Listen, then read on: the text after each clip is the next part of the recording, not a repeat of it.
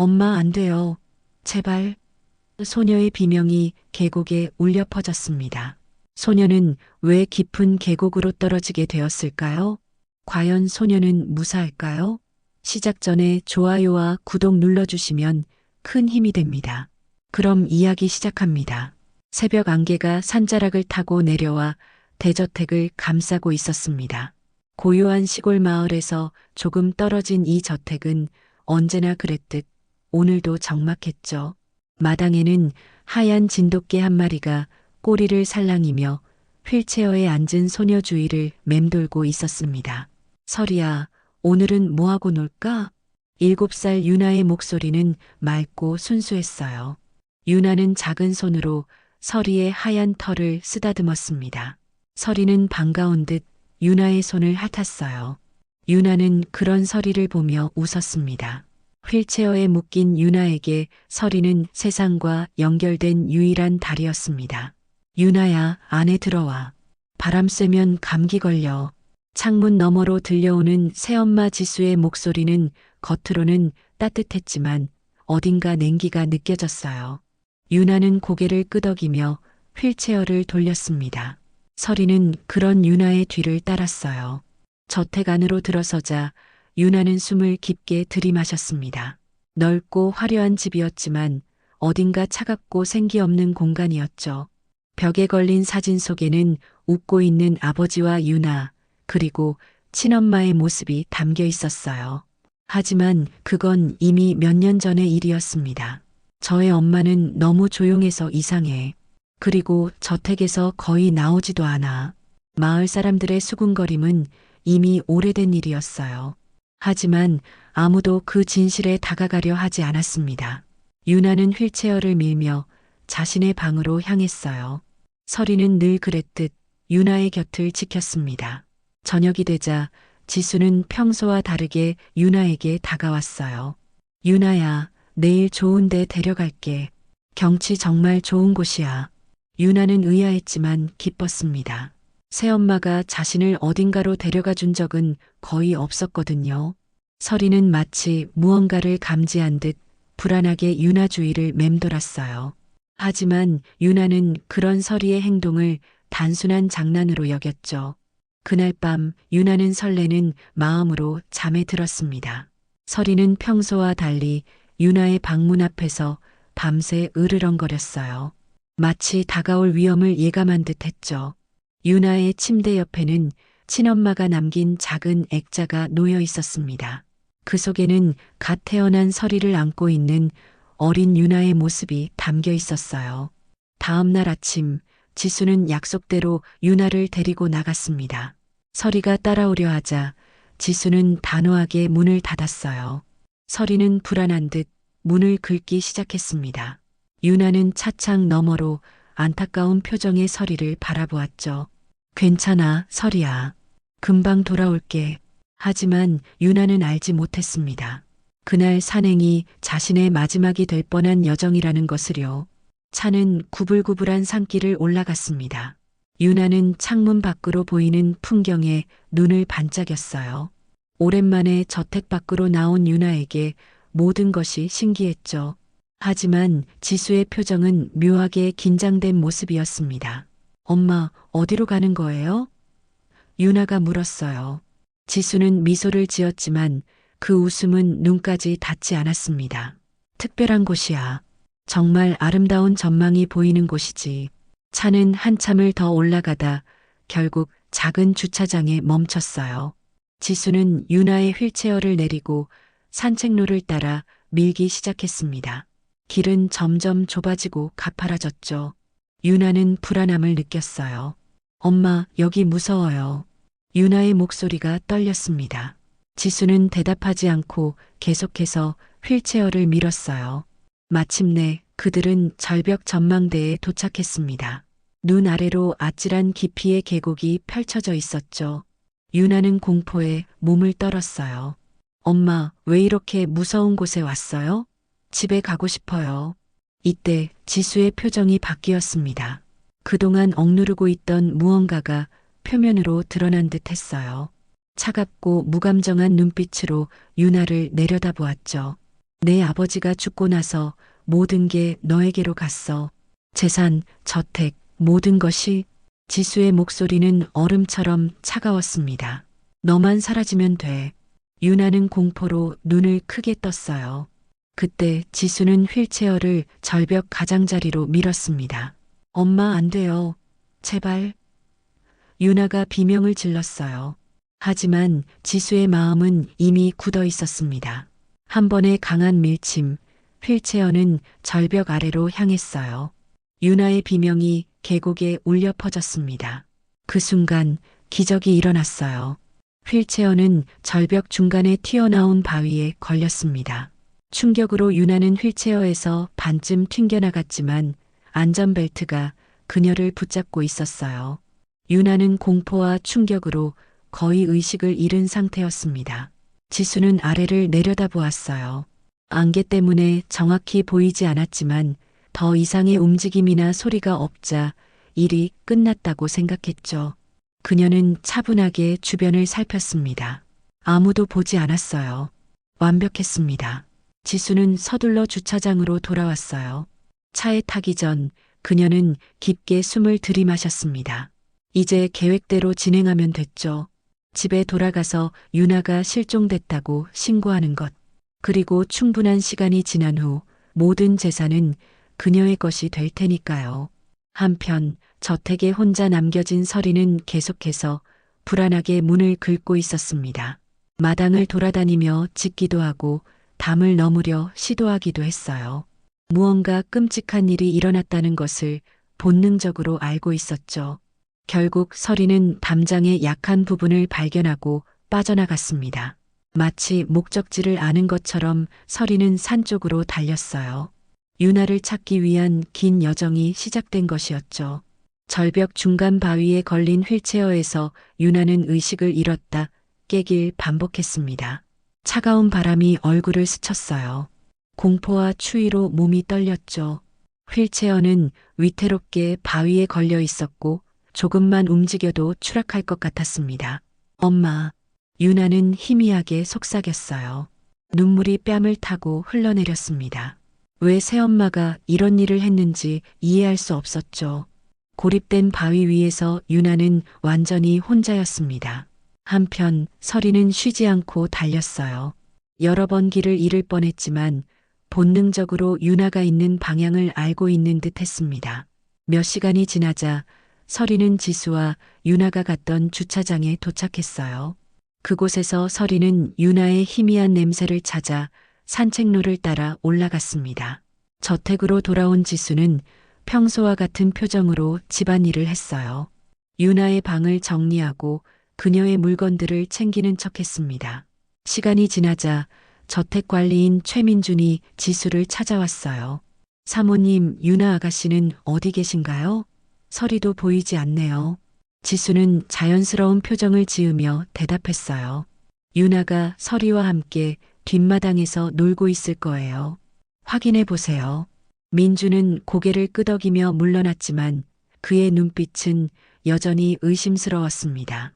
그는 마당을 둘러보다가 담장의 구멍을 발견했어요. 서리가 탈출한 흔적이었죠.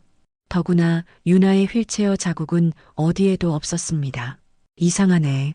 오랫동안 이 가족을 지켜봐온 민주는 무언가 잘못되었다는 것을 직감했습니다.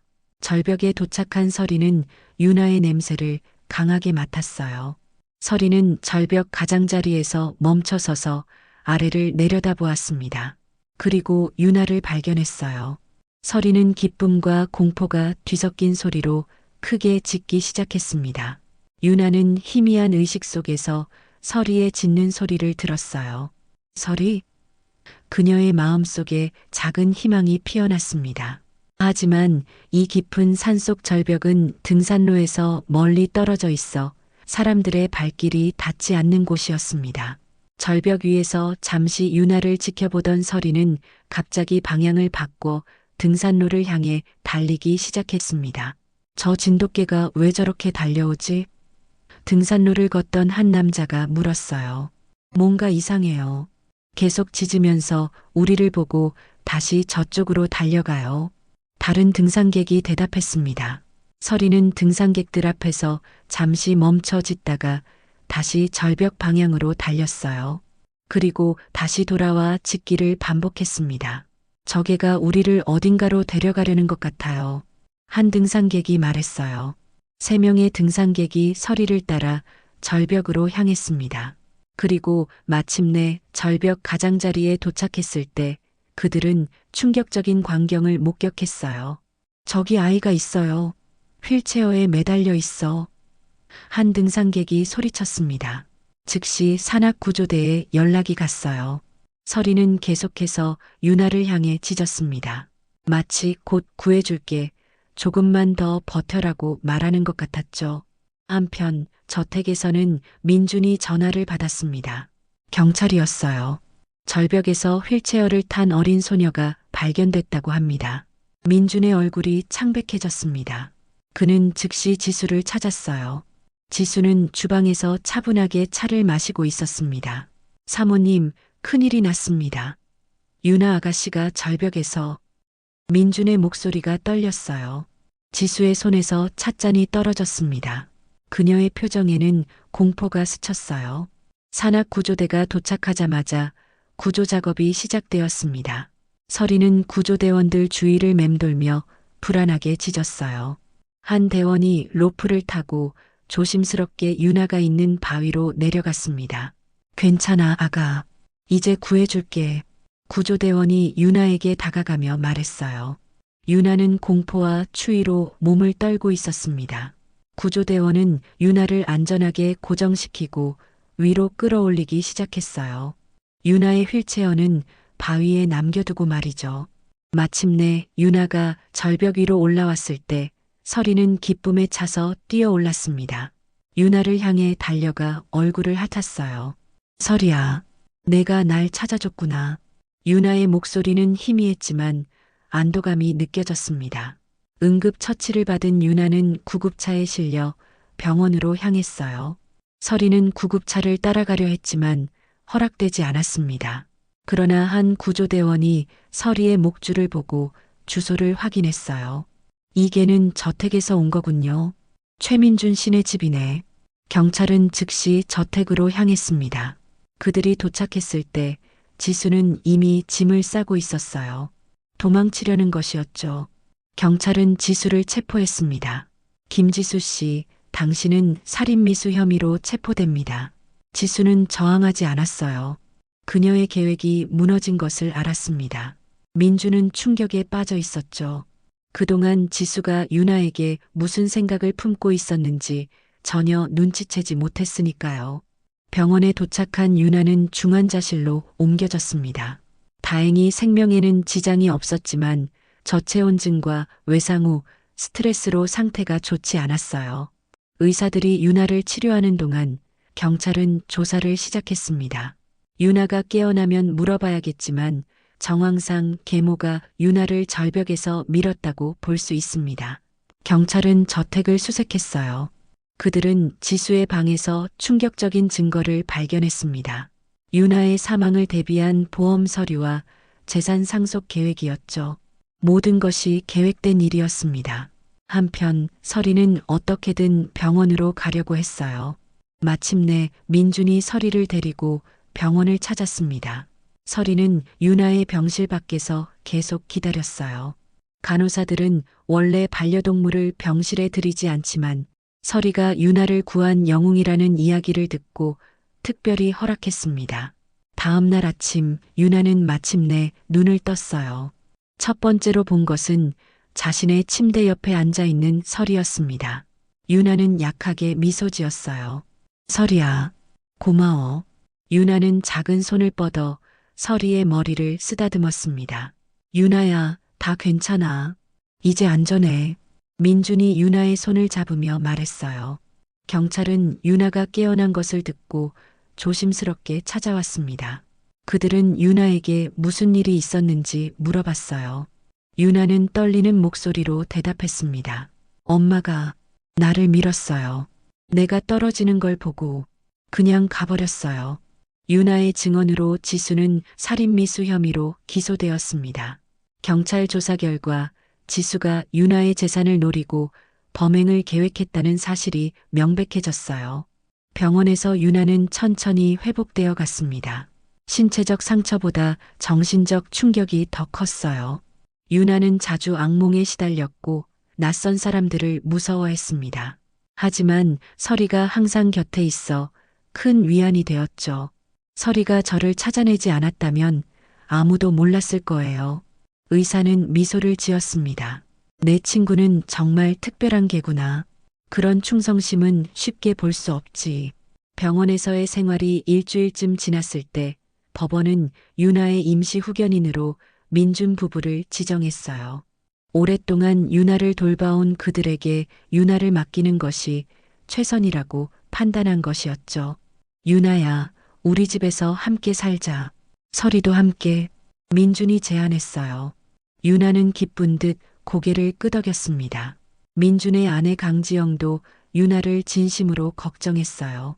그녀는 병원에 자주 찾아와 유나에게 손수 만든 음식을 가져다 주었습니다. 한편 서리는 유나의 회복에 중요한 역할을 했어요. 의사들은 서리가 유나의 정서적 지지대가 된다는 것을 인정했고 특별히 병원 규정을 완화해 서리가 유나와 함께 있을 수 있도록 했습니다.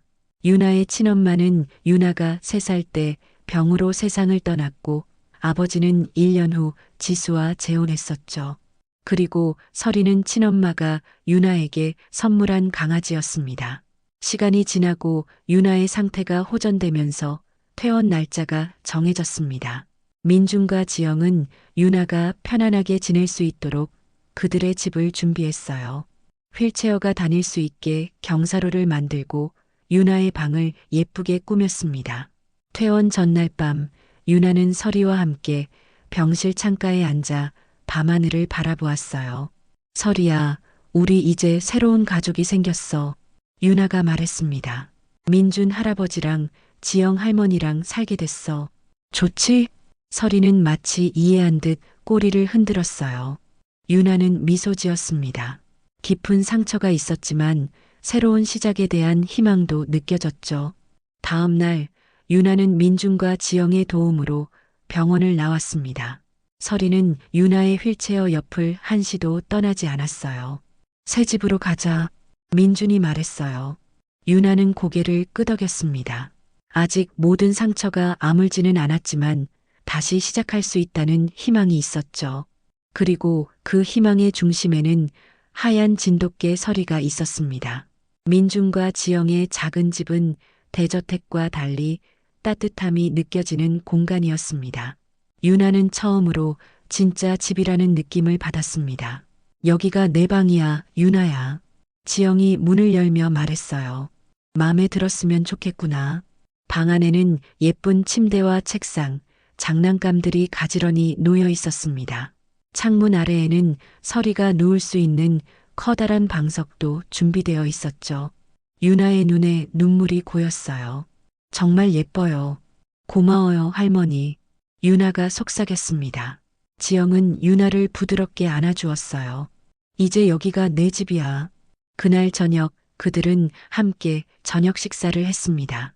지영이 만든 따뜻한 음식들로 식탁이 가득했어요. 유나는 오랜만에 마음 편히 식사를 즐겼습니다. 서리도 특별히 맛있는 사료를 받았죠. 내일부터 재활 치료를 시작하자. 민준이 유나에게 말했어요.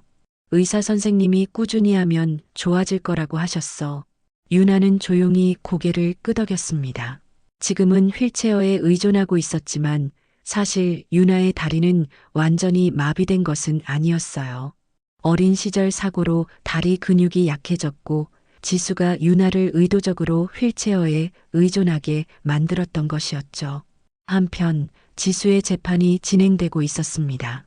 경찰은 지수의 컴퓨터에서 더 충격적인 증거들을 발견했어요. 지수가 유나의 아버지 사망에도 관여했을 가능성이 제기된 것이었죠. 아버지의 갑작스러운 심장마비는 사실 지수가 약물을 사용한 결과일 수 있었습니다. 담당 형사가 민준에게 말했어요. 유나는 정말 강한 아이네요. 이런 일을 겪고도 살아남다니. 민준은 깊은 한숨을 내쉬었습니다. 유나의 친엄마가 살아계셨다면 이런 일은 없었을 텐데. 유나의 친엄마는 따뜻하고 사랑이 넘치는 사람이었습니다. 재활 치료가 시작되었고 유나는 매일 조금씩 노력했어요. 처음에는 서 있는 것조차 힘들었지만 서리가 항상 옆에서 유나를 지지해 주었습니다. 서리는 마치 훈련된 치료견처럼 유나가 균형을 잡을 수 있도록 도왔어요. 서리, 조금만 더. 유나가 평행봉 사이에서 걷기 연습을 하며 말했습니다. 서리는 유나의 앞에서 천천히 걸으며 그녀를 이끌었어요. 물리치료사도 놀랐습니다. 이런 경우는 처음 봐요. 걔가 치료를 돕다니. 유나의 회복은 놀라웠습니다. 의사들도 예상보다 빠른 속도로 유나가 나아지는 것에 놀랐어요. 정신적 트라우마도 조금씩 치유되고 있었죠. 처음에는 악몽에 시달리고 낯선 사람들을 무서워했지만 시간이 지나면서 그 두려움도 줄어들었습니다. 그러던 어느 날 유나는 자신의 방 서랍에서 오래된 사진첩을 발견했어요. 민준이 대저택에서 가져온 것이었습니다. 사진첩을 열자 유나의 어린 시절 사진들이 나왔어요. 친엄마와 함께 있는 사진, 아기 서리를 안고 있는 사진. 엄마, 유나의 눈에서 눈물이 흘렀습니다. 서리는 유나의 무릎에 머리를 올려놓았어요. 유나는 서리의 머리를 쓰다듬으며 미소 지었습니다. 서리야, 내가 나랑 같이 있어줘서 정말 고마워. 너는 엄마가 남겨준 가장 소중한 선물이야. 그날 밤 유나는 처음으로 악몽 없이 편안하게 잠들었습니다. 서리는 평소처럼 유나의 침대 옆에서 잠들었어요. 두 사람의 유대는 그 어느 때보다 강해졌습니다. 여름이 지나고 가을이 왔습니다. 유나의 재활은 계속되었고 이제 그녀는 짧은 거리지만 지팡이만으로 걸을 수 있게 되었어요. 서리는 항상 유나의 곁에서 그녀를 지켜보았습니다. 점점 좋아지고 있어. 물리치료사가 유나에게 엄지손가락을 들어 보였어요. 이렇게 계속하면 내년에는 학교도 다닐 수 있을 거야. 유나는 밝게 웃었습니다. 학교에 간다는 생각은 설레면서도 조금 두려웠어요. 지금까지 집에서만 생활했기 때문에 또래 아이들과 어울리는 것이 낯설었거든요. 학교에 서리도 데려갈 수 있을까요? 유나가 물었습니다. 민준이 미소 지었어요. 그건 어렵겠지만 서리를 정서 지원 동물로 등록하면 가능할지도 몰라. 알아볼게. 그 말을 들은 유나는 더욱 밝게 웃었습니다. 서리와 함께라면 어디든 갈 수 있을 것 같았어요. 한편 지수의 재판은 끝나가고 있었습니다. 모든 증거가 지수에게 불리했고 그녀는 결국 중형을 선고받았어요. 유나는 재판장에 가지 않았지만 민준을 통해 소식을 들었습니다. 이제 그 사람은 오랫동안 감옥에 있을 거야. 더 이상 너를 해칠 수 없어. 민준이 유나에게 설명했어요. 유나는 조용히 고개를 끄덕였습니다. 지수에 대한 두려움은 여전히 있었지만 이제는 안전하다는 것을 알았어요. 가을이 깊어가면서 유나와 서리는 종종 마을 공원을 산책했습니다. 처음에는 사람들의 시선이 부담스러웠지만 시간이 지나면서 유나도 그것에 익숙해졌어요. 저 아이가 절벽에서 살아남은 아이래. 사람들이 종종 수군거렸습니다. 걔가 구했다던데 정말 대단하지? 그런 이야기를 들을 때마다 유나는 서리를 더 꼭 안았어요. 서리는 유나의 영웅이었고 가장 소중한 친구였습니다. 어느 날 유나가 공원 벤치에 앉아 있을 때 한 여자아이가 다가왔어요. 안녕, 나는 소연이야. 너의 개가 정말 예쁘다. 유나는 놀라서 고개를 들었어요. 처음으로 또래 아이가 말을 걸어온 것이었죠. 고마워. 이름은 설이야. 유나가 수줍게 대답했습니다. 같이 놀래? 소연이 물었어요. 유나는 잠시 망설이다가 미소를 지었습니다. 그래. 그날부터 유나는 소연과 친구가 되었어요. 소연은 종종 민준의 집에 놀러 왔고 두 아이는 설이와 함께 즐겁게 시간을 보냈습니다. 유나의 세계는 점점 넓어지고 있었어요. 어느 날 지영이 유나에게 특별한 소식을 전했습니다. 유나야, 좋은 소식이 있어. 설이가 공식적으로 너의 정서 지원 동물로 인정받았어. 이제 학교에도 함께 갈 수 있게 됐단다. 유나는 기쁨에 차서 설이를 안았어요. 설이야, 들었어? 우리 이제 학교도 함께 갈 수 있대. 설이는 마치 이해한 듯 꼬리를 흔들었습니다. 유나의 눈에는 행복한 눈물이 고였어요. 엄마가 보면 정말 기뻐하실 거야. 유나가 작은 목소리로 말했습니다. 겨울이 지나고 봄이 왔습니다. 유나의 8번째 생일이 다가오고 있었어요. 민준과 지영은 특별한 파티를 준비했습니다. 소연을 포함한 몇몇 아이들이 초대되었고, 물론 설이를 위한 특별한 간식도 준비되었죠. 유나야, 생일 선물로 뭐가 갖고 싶니? 민준이 물었어요. 유나는 잠시 생각하다가 대답했습니다. 저는 이미 다 가지고 있어요. 할아버지, 할머니, 그리고 설이. 더 필요한 건 없어요. 민준과 지영은 감동해서 유나를 꼭 안아주었어요. 유나는 많은 것을 잃었지만 새로운 가족을 얻었습니다. 생일 전날 유나는 설이와 함께 작은 언덕에 올랐어요. 그곳에서는 마을 전체가 내려다 보였습니다. 설이야, 내일이면 난 8살이 돼. 그리고 곧 학교도 가게 될 거야. 너무 설렌다. 설이는 유나의 손을 하드며 같이 기뻐했습니다. 유나는 하늘을 바라보았어요. 엄마, 보고 계시죠? 저 이제 괜찮아요. 설이가 저를 잘 지켜줬어요. 그리고 민준 할아버지와 지영 할머니도요. 바람이 살랑거리며 유나의 머리카락을 흐트렸습니다. 마치 어머니의 손길 같았어요. 다음 날 생일 파티는 성공적으로 진행되었습니다. 아이들은 설이와 함께 놀며 즐거운 시간을 보냈어요. 유나는 오랜만에 마음껏 웃었습니다. 파티가 끝나고 민주는 유나에게 특별한 선물을 주었어요.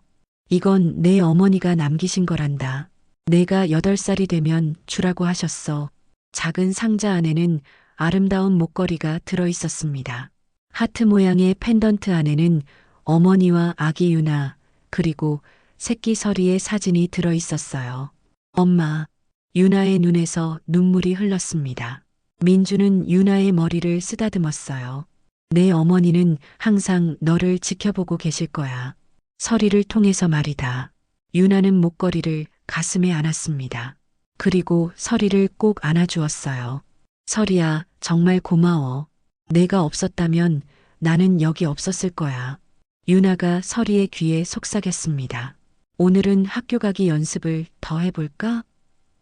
유나가 설이에게 물었습니다. 설이는 기쁘게 짖었어요. 유나는 웃으며 일어났습니다. 그녀의 걸음은 아직 조금 불안했지만 점점 더 강해지고 있었어요. 창밖으로 보이는 세상은 넓고 아름다웠습니다. 유나는 이제 그 세상으로 한 걸음씩 나아갈 준비가 되어 있었어요. 설이와 함께라면 어떤 어려움도 극복할 수 있을 것 같았습니다.